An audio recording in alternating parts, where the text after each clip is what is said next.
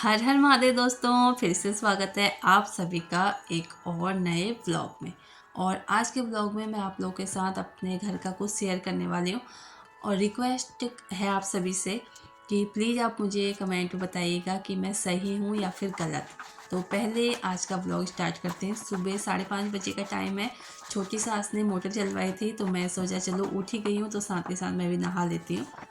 उठते ही सबसे पहले मैंने यहाँ पे मोटर चलाई, फिर ब्रश किया, वॉश बेसिन साफ़ किया, हैंडपम्प के आसपास का सारा एरिया साफ़ किया।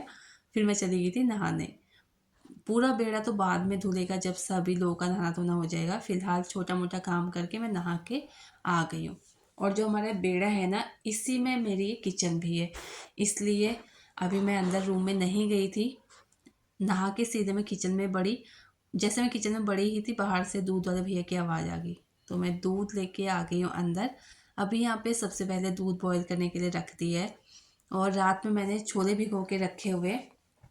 आज मैं बनाऊँगी बच्चों के टिफ़िन के लिए सफ़ेद छोले और पूड़ियाँ। तो सबसे पहले छोले मैंने 2-3 पानी साफ़ पानी धोए, उसके बाद यहाँ पे छोले सारे डाल दिए कुकर में।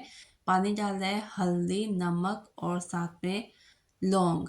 मेरी एक आंटी हैं, मैंने उन्हें देखा था, वो जब दाल बॉयल करती हैं उस टाइम पे ही लौंग डाल देती हैं, तो इससे बहुत अच्छा फ्लेवर आता है दाल में। मैं भी अब यही करती हूँ। और साथ में ही इसमें मैंने डाल दी थी खटाई। जो आलू बुखारू होता है ना, उसकी खटाई बनाई जाती है हमारे गाँव में। मम्मी वो मेरे लिए भी रखी रहती है, जब मैं गाँव जाती हूँ तो मुझे पकड़ा देती है। यहाँ पे एक चूल्हे पे मैंने जो छोले हैं वो बॉईल करने के लिए रख दिए हैं और दूसरे पे दूध बॉईल करने के लिए रख दिया है। दूध भी हमें 3 तरह के गर्म करने होते हैं, फिर चाय भी बननी होती है मम्मी के लिए। बच्चों के लिए हल्दी वाला दूध गर्म होगा। तो यहाँ पे ये रहता है कि सुबह में जल्दी-जल्दी जब तक बच्चे नहीं उठें जितना काम हो सके कर लो। क्योंकि बच्चे और उनके पापा उठ जाएँ तो उठते ही फिर वो उनका हल्ला अलग ही रहता है। मतलब रिलैक्स माइंड के साथ फिर काम नहीं होते। अभी लवी तो उठ गया है। फिर लवी मुझे यहाँ पे बोल रहा था कि पापा गर्म पानी मांग रहे हैं। अभी देती हूँ इसके पापा को गर्म पानी। भूमि के पापा को गर्म पानी देने के बाद मैं आ गई थी मंदिर वाले रूम में, क्योंकि मुझे पूजा भी करनी है। तो मैं सोचा जितना टाइम मिल रहा है, जब तक दूध बॉईल हो रहा है और साथ में छोले बॉईल हो रहे हैं, मैंने मंदिर वाले रूम में लगाया झाड़ू। पूरे घर में तो फिलहाल झाड़ू पोछा नहीं होता है सुबह सुबह, वो बाद में करेगी रितु। अभी मैं आ गई किचन में झाड़ू लगाने के बाद, क्योंकि मम्मी उठ रहे थे तो मैं सोचा चलो मम्मी को यहाँ पे चाय बना के दे देती हूँ। मम्मी सुबह सुबह है ना फीकी चाय पीते हैं, बिना दूध वाली। तो यहाँ पे मम्मी के लिए चाय रख के मैं चली गई थी पोछे का कपड़ा लेने।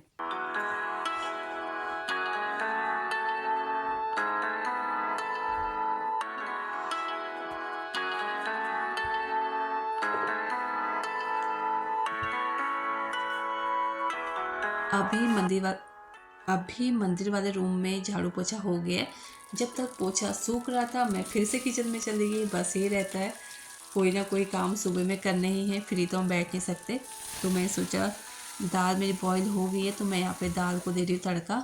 सरसों का तेल हम यूज करते हैं, उस पर जीरे का तड़का दिया, छौंका दिया और साथ में लहसुन, हरी मिर्च, प्याज तो मैंने पीस के रखा ही था। जैसे प्याज ब्राउन हुआ तो यहाँ पे है ना जो मसाले हैं वो मैंने टमाटर की ग्रेवी के साथ सारे मिक्स करके रखे हुए थे। बेसिक मसाले होते हैं। तो अभी मैं गैस की फ्लेम को लो करके आ गई थी अंदर, क्योंकि आज अब ना थोड़ा बहुत ठंड होने लगी है। अभी तक ये लोग हाफ टी शर्ट डालते थे, अब लवी को चाहिए फुल शर्ट। और उस पर थोड़ा प्रेस नहीं थी, काफ़ी टाइम से रखी हुई है, तो ये बोलने लगा कि मम्मा आप इसे ना प्रेस कर दो। जब तक उसकी उसकी शर्ट प्रेस की, फिर किचन में आई, मसाले हो चुके थे तो यहाँ पे सारे मसाले कुकर में डाल के मैंने छोले को लगाई थी एक सीटी। इसके साथ ही मैंने एक के बाद एक पूड़ियाँ बनानी भी शुरू कर दी है। आटा भी सेट हो ही गया था।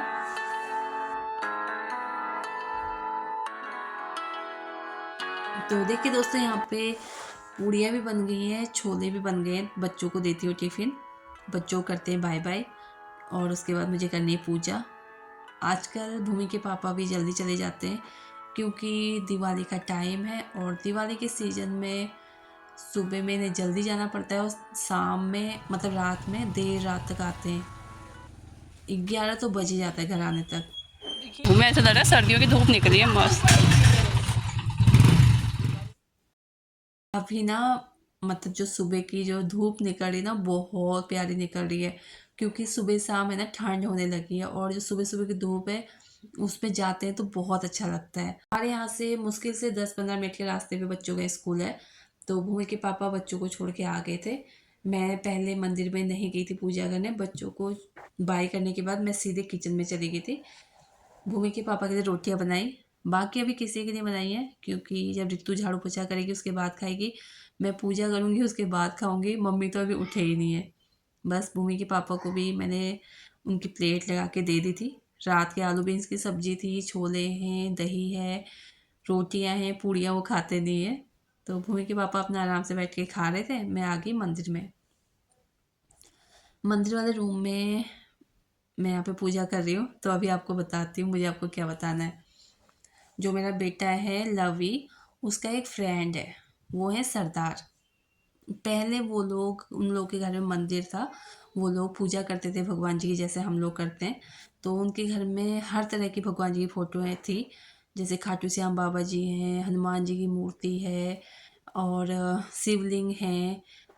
श्रीमद् भागवत गीता जी उनके घर में थी। महादेव शंकर हैं जग से निराले, बड़े सीधे साधे बड़े भोले भाले, मेरे मन के मंदिर में रहते हैं शिव जी, मेरे नयन ये उन्हीं के सिवाले। तो जैसे कि मैं आपको बता रही थी, ये हैं श्रीमद् भागवत जी। ये हमने हमारे जो मंदिर है उनके ऊपर एक जगह बनी हुई है, वहाँ पे जैसे कोई फ़ोटो वगैरह ख़राब हो जाती है या कुछ एक्स्ट्रा सामान होता है मंदिर का, हम वो रखते हैं। तो ये श्रीमद् भागवत जी भी हमने वहीं पे रखे हुए थे, जो मेरा लवी है उसके फ्रेंड ने दिए हुए थे। वो पहले हिंदू मतलब जैसे सिख हिंदू होते ना शायद वो थे, फिलहाल वो सरदार बन चुके हैं। तो उन्होंने क्या किया ना, जो उनके घर पे मूर्ति वगैरह थी, चाहे जो फ़ोटोज़ वगैरह थी, तो उन्होंने जो बच्चे हैं ना उन्होंने अपने जो फ्रेंड हैं उन लोगों को दे दी कि है ना हम लोगों ने इतने साल से भक्ति मतलब पूजा पाठ किया है और हम निरादर नहीं करना चाहते। हम कहीं ऐसे ये नहीं कि हम विसर्जन कर दें कहीं फेंक दें, हमें चाहते हैं कि जैसे हमने इन्हें अपने घर में रखा है वैसे कोई और इनकी अब भक्ति कर ले। तो लवी को दी हुई है श्रीमद् भागवत जी।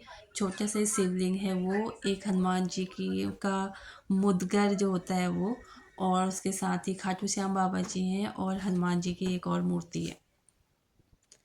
अभी इन सब की वजह से हमारे मम्मी का कहना है कि हमारे घर में सुख शांति नहीं है, नहीं आ रही है, क्योंकि हम किसी और के भगवान जी अपने घर में लाए हैं। पर मुझे ऐसा नहीं लगता। मतलब मम्मी को ऐसा लगता है कि किसी ने कुछ जादू टोना करके ये सब कुछ हमें दिया हुआ है। पर मुझे ऐसा लगता है कि भगवान जी में कौन जादू टोना कर सकता है। मैं इस बात को बिल्कुल भी नहीं मानती हूँ।